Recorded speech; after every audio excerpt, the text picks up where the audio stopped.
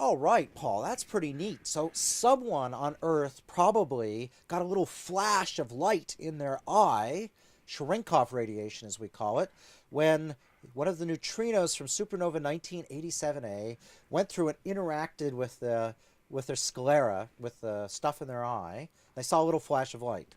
But No one reported it, and you probably good chance you're asleep or just one flash on top of looking around, you wouldn't be noticed. So it'd be nice to have a better way to actually measure these neutrinos. Maybe we don't need billions of eyeballs. Maybe we should just have one very large tank of water. well, fortunately, it turns out that physicists had foreseen that they needed big tanks of water to look at neutrinos, specifically to understand why there weren't as many neutrinos coming out of the sun as we expected. And so there were some big tanks of water, the largest of which is known as Super Kamiokande 2 in a mine in Japan. And it's this huge underground tank of water, and it's underground so that nothing else can get through, so all the other particles and things of nature can't go through and interact, only things that weakly interact. And in this big tank of water, there are these big photo multiplier tubes that are very sensitive to light.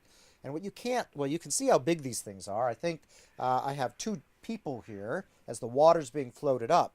So these are giant balls about that big. This thing is one of the biggest machines that we've made on Earth. And so this is like all of humanity's eyeballs. And it was operating in 1987 on February 23rd, the day before the supernova 1987A was discovered.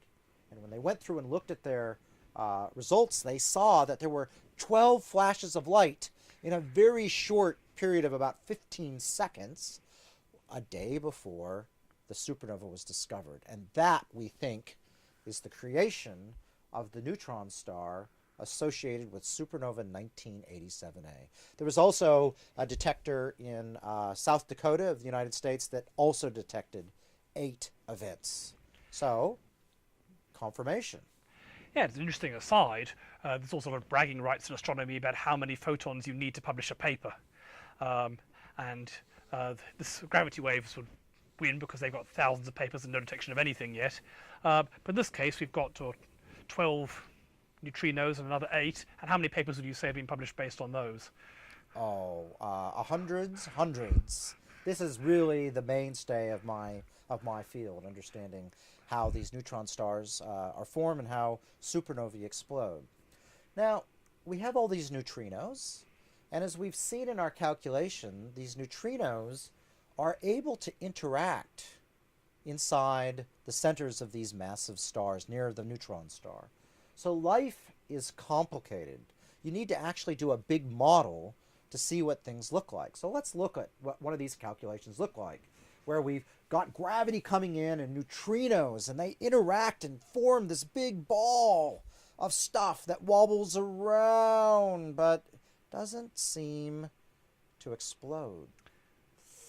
I didn't see an explosion there. I saw a lot of violence and chaos and turbulence, but nothing went out. Yeah, so this turns out to be one of the hardest calculations we attempt as scientists, where you have to have all this material coming in using general relativity. Things are very, very hot, and they're in states that we don't understand very well on Earth because we can't make things this hot on Earth.